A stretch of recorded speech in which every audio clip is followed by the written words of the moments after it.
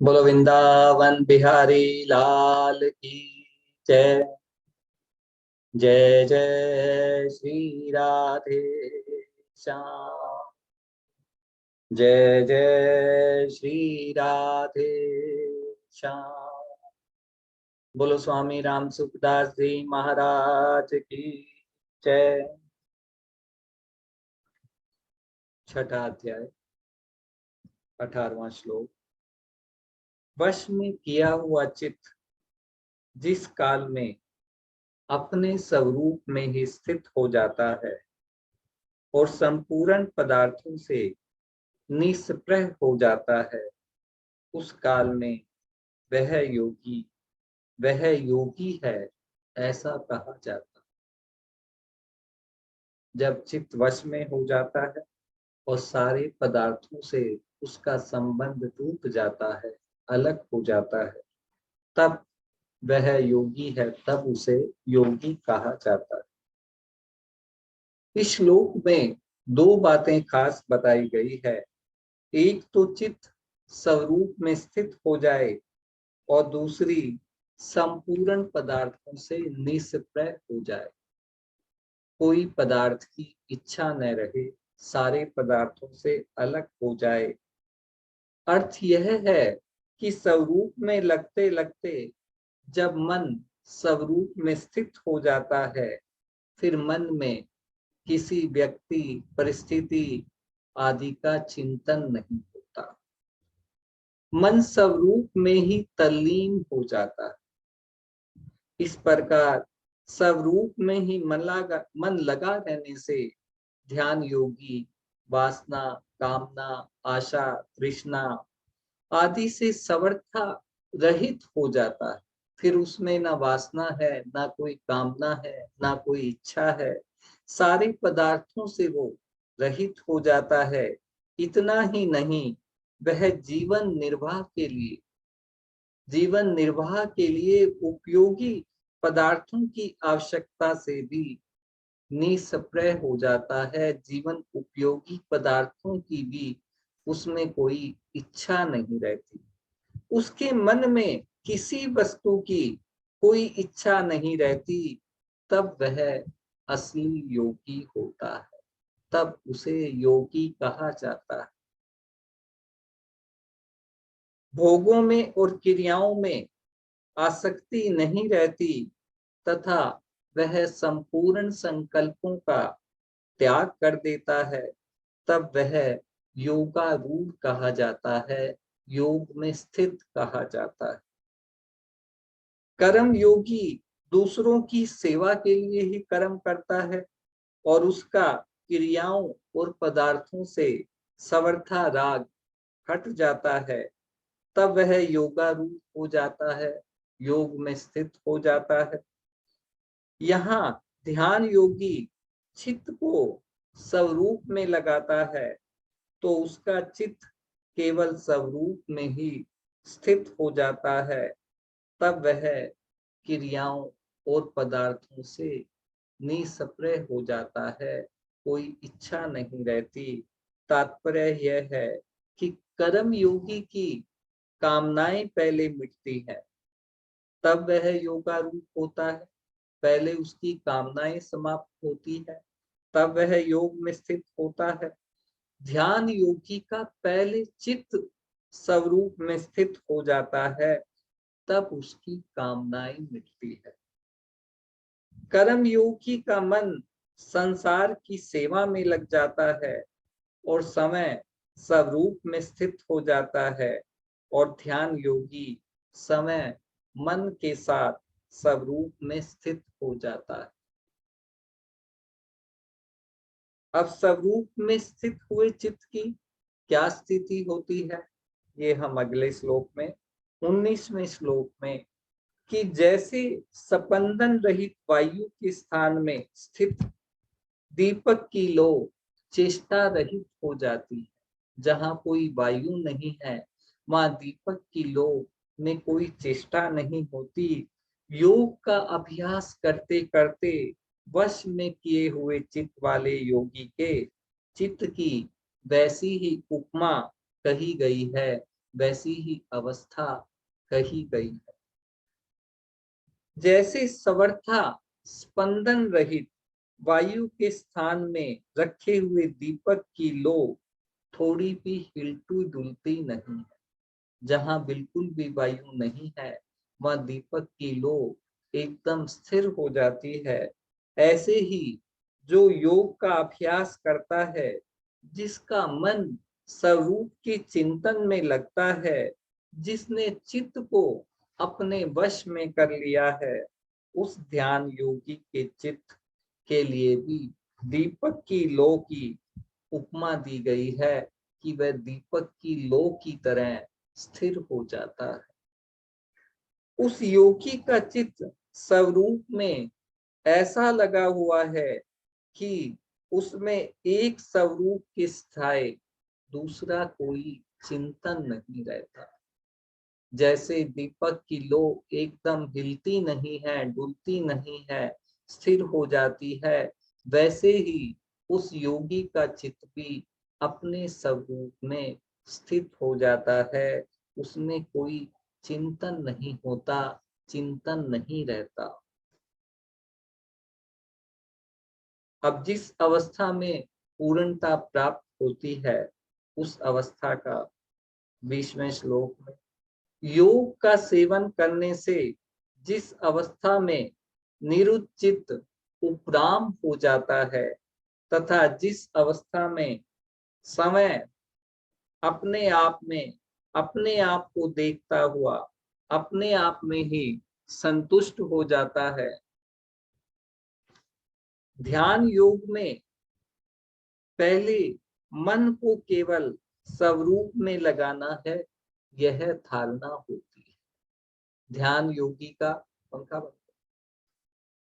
ध्यान योगी का यही उद्देश्य होता है कि मन को स्वरूप में लगाना। ऐसी धारणा होने के बाद स्वरूप की सिवाय दूसरी कोई वृत्ति पैदा न हो, चित्त को केवल स्वरूप में लगाने से जब मन का प्रभाव केवल स्वरूप में ही लग जाता है, जब मन कहीं इधर उधर दौड़ता नहीं है, मन स्थिर हो जाता है, तब उसको ध्यान कहते हैं।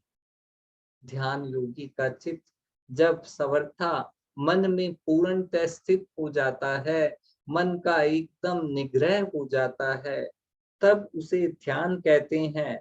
ध्यान के समय ध्याता, ध्यान और ध्येय यह त्रिपुटी रहती है।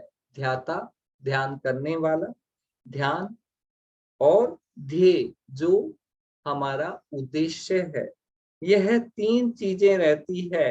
अर्थात साधक ध्यान के समय अपने आप को ध्याता, ध्यान करने वाला मानता है, और स्वरूप में होने वाली वृत्ति को, जो स्वरूप में स्थित होना है, मन का जो निग्रह करना है, उस वृत्ति को ध्यान मानता है, और साधन रूप स्वरूप को, जो हमारा उद्देश्य है, जो हमारा स्वरूप में स्थित होना है, उसी को साध्य रूप कहते हैं, उसी को ध्येय मानता है।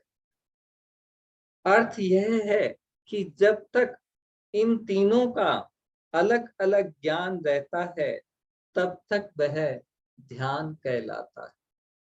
ध्याता का भी ज्ञान है, स्वरूप का भी ज्ञान है, और ध्येय का, ध्यान का भी ज्ञान है। ध्यान में ध्येय की मुख्यता होने के कारण साधक पहले अपने ध्यातापन को भूल जाता है कि ध्यान में उद्देश्य मुख्यता यही रहती है कि मुझे अपने स्वरूप में स्थित होना है। तो सर्वप्रथम जो तीन चीजें हैं, उनमें से वह अपने ध्यातापन को, अपने आप को, अपने व्यक्तित्व को भूल जाता है कि मैं ध्यान कर रहा हूँ। ये सबसे पहली अवस्था होती है। फिर ध्यान की वृत्ति भी भूल जाता है कि क्या ध्यान कर रहा हूँ, वो भी भूल जाता है। अंत में केवल ध्येय ही जागृत रहता है, अंत में केवल स्वरूप ही जागृत रहता है, स्वरूप में ही स्थित हो जाता है। इसको समाधि कहते हैं। पहले व्यक्तित्व का नाश होता है कि मैं ध्यान कर रहा हूँ, फिर ध्यान की भी समाप्ति होती है कि मैं क्या ध्यान कर रहा हूँ, और जब स्वरूप में स्थित हो जाता है तब उसको समाधि कहते हैं। यह स्वप्रज्ञात समाधि है जो चित्त की एकाग्र अवस्था में होती है। यह इसको स्वप्रज्ञात समाधि कहते हैं।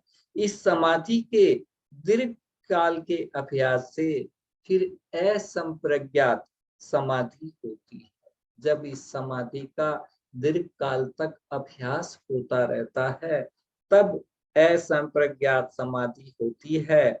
इन दोनों समाधि में यह भेद है कि जब तक ध्येय का नाम और नाम नामी का संबंध है, ये तीनों चीजें रहती है, तब तक वह स्वप्रज्ञात समाधि होती है। और जब नाम की स्मृति न रहकर केवल नामी ध्येय रह जाता है, खाली स्वरूप रह जाता है, तब वह असंप्रज्ञात समाधि होती है। इसी को चित्त की निरुद्ध अवस्था कहते हैं या मन का पूरा निग्रह कहते हैं, जो असंप्रज्ञात समाधि होती है।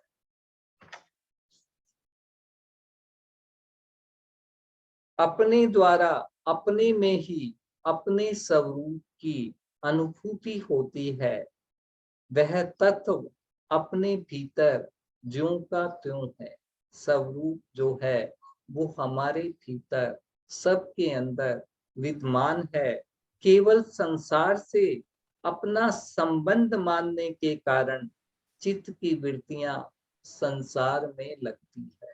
जब तक हमारा संसार से संबंध बना हुआ है तब तक हमारा चित्त दौड़ दौड़ कर संसार की ओर जाता है, संसार का ही ध्यान होता है, संसार का ही चिंतन होता है। जब ध्यान के द्वारा चित्त संसार से उपराम हो जाता है, विरक्त हो जाता है, तब योगी का चित्त से तथा संसार से सर्वथा संबंध विच्छेद हो जाता है। संसार से सर्वथा संबंध विच्छेद होते ही उसको अपने आप में ही अपने स्वरूप की अनुभूति हो जाती है, स्वरूप की प्राप्ति हो जाती है, स्वरूप में स्थित हो जाता है, आत्म ज्ञान की प्राप्ति हो जाती है। जिस तत्व की प्राप्ति ध्यान योग से होती है, उसी तत्व की प्राप्ति कर्म योग से होती है। जिस तत्व को ध्यान के द्वारा पाया जा सकता है, उसी तत्व को कर्म योग के द्वारा ही पाया जा सकता है। परंतु इन दोनों में थोड़ा सा अंतर है, इन दोनों साधनों में थोड़ा अंतर है। ध्यान योग में जब साधक का चित्त समाधि के सुख से भी उपराम हो जाता है, समाधि के सुख से भी विरक्त हो जाता है, तब वह अपने आप से अपने आप में ही संतुष्ट हो जाता है। कर्म योगी जब साधक मनोगत मन की संपूर्ण कामनाओं का, मन में आने वाली संपूर्ण कामनाओं का सर्वथा त्याग कर देता है, तब वह अपने आप से अपने आप में ही संतुष्ट होता है, तब उसे अपने स्वरूप की अनुभूति होती है। ध्यान योग में अपने स्वरूप में मन लगने से जब मन स्वरूप में लीन हो जाता है, ध्यान योग में अपने स्वरूप में मन लगने से जब मन स्वरूप में लीन हो जाता है, तब योगी का चित्त से संबंध विच्छेद हो जाता है, वह अपने आप में संतुष्ट हो जाता है। मन आत्मा में नहीं लगता, प्रत्युत उपराम हो जाता है, विरक्त हो जाता है। कारण कि मन की जाति अलग है और आत्मा की जाति अलग है। मन प्रकृति जड़ है, आत्मा परा प्रकृति चेतन है। इसलिए आत्मा ही आत्मा में लगती है। आत्मा और परमात्मा एक जाति के हैं। मन जो है वो जड़ का है, प्रकृति का है। मन जड़ प्रकृति है। मन से जो चिंतन किया जाता है वह मन के विषय अनात्मा का ही चिंतन होता है, परमात्मा का नहीं। बुद्धि से जो निश्चय किया जाता है वह बुद्धि के विषय का निश्चय होता है, परमात्मा का नहीं।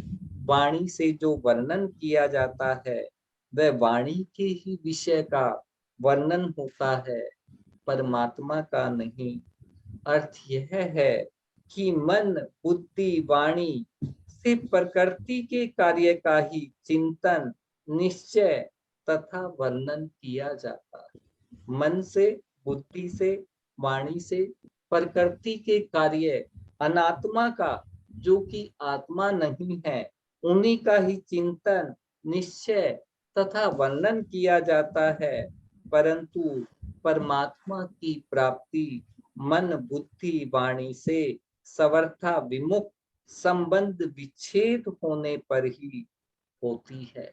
परमात्मा की प्राप्ति जब हमारा मन से बुद्धि से वाणी से संबंध विच्छेद हो जाता है तभी होती है। यदि एक परमात्मा का ही ध्येय हो, एक परमात्मा प्राप्त करने का ही ध्येय हो, परमात्मा प्राप्त करने का ही उद्देश्य हो, तब मन बुद्धि वाणी से चिंतन निश्चय तथा वर्णन करना भी अनुचित नहीं है, वह भी साधन रूप हो जाता है। जब एक निश्चय वाली बुद्धि हो जाती है कि मुझे तो परमात्मा का ही प्राप्त करना है, तब मन से बुद्धि से वाणी से जो भी चिंतन किया जाता है, जो भी निश्चय किया जाता है, जो भी वर्णन किया जाता है, वह भी हमारा साधन रूप हो जाता है, हमारी साधना बन जाता है। परंतु साधक उसमें ही संतोष कर ले। यदि साधक उसी में संतोष कर ले, पूर्णता मान ले, तो वह भी बाधक हो जाता है। ध्यान योग अपने आप से, अपने आप में ही संतोष का अनुभव करता है ध्यान योगी। यह पिछले श्लोक में कहा गया था। अब उसके आगे क्या होता है कि जब वो अपने आप में संतोष का अनुभव कर लेता है, जब उसकी स्वरूप में स्थिति हो जाती है, तब क्या होता है? जो सुख आत्यंतिक अतीन्द्रिय और बुद्धि ग्राह्य है, उस सुख को जिस अवस्था में अनुभव करता है और जिस सुख में स्थित हुआ, वह ध्यान योगी तत्व योग से फिर कभी विचलित नहीं होता। जो सुख आत्यंतिक है, अतीन्द्रिय है, बुद्धि ग्राह्य है, और ध्यान योगी जिस तत्व से कभी विचलित नहीं होता। ध्यान योगी अपने द्वारा अपने आप में ही जिस सुख का अनुभव करता है, प्राकृत संसार में उस सुख से बढ़कर दूसरा कोई सुख हो ही नहीं सकता, संभव ही नहीं है कि प्राकृतिक पदार्थों से, भौतिक पदार्थों से या जड़ पदार्थों से या इस संसार से उस सुख की प्राप्ति नहीं हो सकती जो ध्यान योगी को सुख की प्राप्ति होती है। कारण कि वह सुख तीनों गुणों से अतीत है, स्वतः सिद्ध है। तीनों गुणों सत्व रज और तम तीनों गुणों से अतीत है, सनातन है। स्वतः सिद्ध है, वह अपने आप में विद्यमान है, उसे बाहर से प्राप्त नहीं करना है।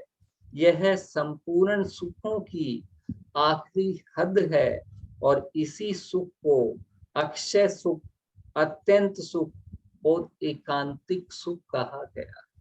इसी सुख को कि यह अक्षय सुख है, इसका कभी नाश नहीं होता, यह एकांतिक सुख है और यह अत्यंत सुख है, इससे बड़ा कोई सुख है ही नहीं। इस सुख को यहाँ अत्यंतिक कहने का अर्थ है कि यह सुख सात्विक सुख से विलक्षण है। कारण कि सात्विक सुख तो परमात्मक विषय बुद्धि की प्रसन्नता से उत्पन्न होता है। जब हमारी बुद्धि पूर्णतः परमात्मा में लग जाती है, तब सात्विक सुख की उत्पत्ति होती है, सात्विक सुख तब उत्पन्न होता है और यह आत्यंतिक सुख उत्पन्न नहीं होता। यह स्वतः सिद्ध अनुत्पन्न सुख है, यह हमारे अंदर विद्यमान सुख है, जिसकी हमें अनुभूति नहीं होती। यह सुख जब हम अपने स्वरूप में स्थित होते हैं, तभी इस सुख की अनुभूति होती है। यह सुख बाहर से नहीं आता, यह बाहर से उत्पन्न नहीं होता। और अतीन्द्रिय या भी ये एकांतिक सुख, आत्यंतिक सुख के बारे में बताया। अब अतीन्द्रिय सुख क्या होता है? इस सुख को इंद्रियों से अतीत बताने का तात्पर्य है कि यह सुख राजस सुख से विलक्षण है। जब हम आगे 3 प्रकार का सत्व रज तम का जब विवरण विस्तार से पढ़ेंगे, तब इन तीनों सुखों के बारे में भी विस्तार से विवरण आएगा। सत्व रज तम 3 गुण, जो कि हमारी सारी वृत्तियां इन गुणों में ही स्थित होकर होती है, कि इस सुख को इंद्रियों से अतीत बताने का तात्पर्य है कि यह सुख राजस सुख से विलक्षण है। राजस सुख संसारिक व्यक्ति, पदार्थ, परिस्थिति आदि के संबंध से पैदा होता है और इंद्रियों द्वारा भोगा जाता है। आत्यंतिक सुख इंद्रियों का विषय नहीं है। इंद्रियों की तो बात क्या, वहां मन की भी पहुंच नहीं है। यह सुख तो समय के द्वारा ही अनुभव में आता है। इस सुख को अतीन्द्रिय कहा है कि यह इंद्रियों के सुख से प्राप्त नहीं होता, इंद्रियों के द्वारा प्राप्त नहीं होता, इसीलिए इसे अतीन्द्रिय कहा गया है। जो इंद्रियों से हमें जो सुख प्राप्त होते हैं, वो इंद्रियों के विषयों से ही प्राप्त होते हैं संसार में रहते हुए, लेकिन यह इंद्रियों से अतीत है, इंद्रियों से विलक्षण है, अलग है, बुद्धिग्राह्य। इस सुख को बुद्धिग्राह्य बताने का अर्थ है कि यह सुख तामस सुख से विलक्षण है। तामस सुख निद्रा, आलस्य और प्रमाद से उत्पन्न होता है। तामस सुख जो है वो निद्रा जब आती है या आलस्य जब होता है, उससे उत्पन्न होता है। गाढ़ निद्रा में सुख तो मिलता है, पर उसमें बुद्धि लीन हो जाती है। जब हम गाढ़ निद्रा में होते हैं, तब हमारा मन भी लीन हो जाता है, बुद्धि भी लीन हो जाता है, लीन हो जाती है, तब हमें कुछ पता नहीं रहता। तो आलस्य और प्रमाद में भी सुख होता है, पर उसमें बुद्धि ठीक ठीक जागृत नहीं रहती, तथा विवेक शक्ति भी लुप्त हो जाती है। जब आलस्य होता है, तब बुद्धि भी जागृत नहीं रहती और विवेक निद्रा में विवेक शक्ति भी लुप्त हो जाती है। परंतु आत्यंतिक सुख में बुद्धि लीन नहीं होती और विवेक शक्ति भी ठीक जागृत रहती है, पर आत्यंतिक सुख को बुद्धि पकड़ नहीं सकती। आत्यंतिक सुख को बुद्धि पकड़ नहीं सकती, क्योंकि प्रकृति का कार्य बुद्धि प्रकृति से अतीत स्वरूप भूत सुख को पकड़ ही कैसे सकती है। कि जो स्वरूप का जो सुख है वो बुद्धि से अलग है, बुद्धि उसको पकड़ कैसे सकती है। यहाँ सुख को आत्यंतिक, अतीन्द्रिय और बुद्धि ग्राह्य बताने का अर्थ यही है कि यह सुख सात्विक, राजस और तामस सुख से विलक्षण है, अर्थात गुणातीत, गुणों से अलग है, स्वरूप भूत है, हमारे स्वरूप में विद्यमान है, यह बाहर से उत्पन्न नहीं होता। बाकी जो सुख है हमें सात्विक, तामस और राजस, वो हमें बाहरी वृत्तियों से मिलते हैं। स्वरूप का अनुभव होने पर ध्यान योगी को उस अविनाशी अखंड सुख की अनुभूति हो जाती है, जो आत्यंतिक अर्थात सात्विक सुख से विलक्षण, अतीन्द्रिय अर्थात राजस सुख से अलग और बुद्धि ग्राह्य अर्थात तामस सुख से विलक्षण है। अविनाशी सुख को बुद्धि ग्राह्य कहने का अर्थ यह नहीं है कि वह बुद्धि की पकड़ में आने वाला है, कारण कि बुद्धि तो प्रकृति का कार्य है, और फिर यह प्रकृति से अतीत सुख को कैसे पकड़ सकती है। इसलिए अविनाशी सुख को बुद्धि ग्राह्य तात्पर्य उस सुख को तामस सुख से विलक्षण बताने में है कि वह तामस सुख से अलग है। निद्रा, आलस्य और परमार्थ से उत्पन्न होने वाला सुख तामस होता है। गाढ़ निद्रा में बुद्धि अविद्या में लीन हो जाती है। जब गाढ़ निद्रा होती है तब बुद्धि क्या है, अविद्या में लीन हो जाती है।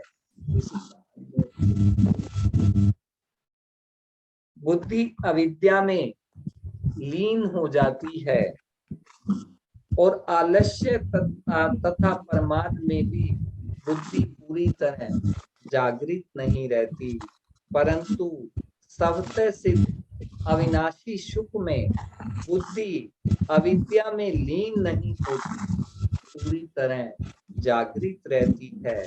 अतः बुद्धि को जागृत की दृष्टि से ही बुद्धि ग्राह्य कहा गया है। वास्तव में बुद्धि वहां तक पहुंचती ही नहीं है।